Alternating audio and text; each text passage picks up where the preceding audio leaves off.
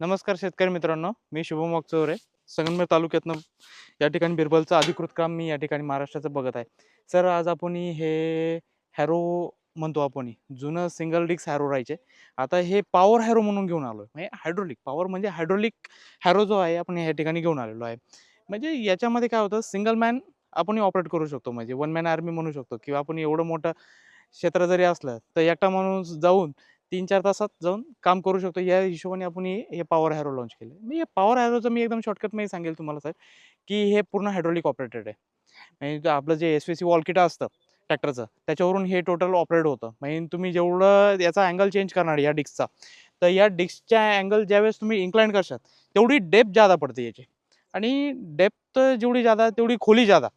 हा या पॉवर हॅरोचा बेनिफिट आहे आणि पॉवर हॅरोमध्ये काय होतं, जमिनीची लेवल जी आहे आपली, ती पूर्ण एकसारखी राहते आणि नांगरटीमध्ये काय होतं, पलटी होत राहते.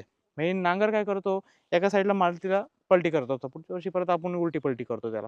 आणि हा एक प्रकार असतो, पण हॅरोचा बेनिफिट वेगळाच असतो, की तो रान एकदम प्लेन करून टाकतो.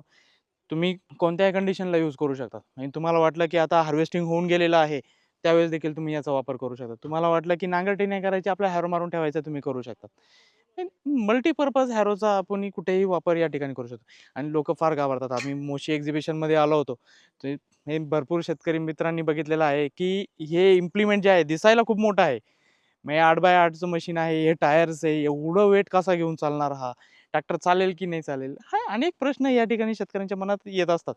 तर याच्यावर ह्या इम्प्लिमेंटवर कोणत्याही प्रकारे ट्रॅक्टरला लोड येत नाही. कारण की त्याला फक्त घेऊन चालायचं खोली घेण्याचं काम डिस्कचं आहे. आणि याला तुम्ही 40 एच-पी पासूनच्या पुढच्या ट्रॅक्टरलाही चालवा. 8x8चं डिस्क. तुम्हाला वाटलं आणखी मोठा पाहिजे, आता 47चं हे मशीन आहे आपलं. तर याला आपण मॅक्सिमम आपण 10चा पण चालवू शकतो. 10x10चा पण चालवू शकतो. असे काही टर्म्स अँड कंडिशन आहे. शेतकऱ्यांनी घाबरलं नाही पाहिजे. कारण की आम्ही बिल्ड क्वालिटी जी देतोय मशीनची 15 ते 20 वर्ष टिकावी यासाठी दिली. पण शेतकरी मित्र या गोष्टीला घाबरायला लागलेत. पण आम्ही त्या अनुषंगाने या गोष्टीची माहिती देणं आम्ही पसंत करतो. आणि आता आपल्याला नांगरटीला जे डिझेल लागणार आहे, त्याच्या पट्टीत निम्मच डिझेल याला लागणार आहे. कारण की याला ताकद फारशी लागत नाही. सर्वात महत्त्वाची गोष्ट म्हणजे याला ताकद लागत नाही. नांगरटीला ताकद लागते, रोटरलाही ताकद लागते, फणालाही ताकद लागते. याला ताकद लागत नाही. याला तुम्ही ट्रॅक्टरच्या टॉपचा जो गेअर आहे, तो टाकून तुम्ही चालवू शकता या ठिकाणी. हा सगळ्यात मोठा बेनिफिट आहे. आणि एक कॉन्स्टंट आर-पी-एम तुम्ही ठेवू शकता. म्हणजे कॉन्स्टंट आर-पी-एम सेट करून दिलं तुम्ही हँड लिव्हरमधून, की तुम्ही ट्रॅक्टर फक्त फिरवत राहायचं आहे प्लॉटला गारके देऊन. बस एवढाच फायदा आहे त्याचा. नांगरटीला तुम्हाला प्रत्येक कोपऱ्याला जायचं आहे, पलटी द्यायचा आहे. पुन्हा रिव्हर्स फॉरवर्ड करून पुन्हा त्या सरीत घालून चालायचं आहे.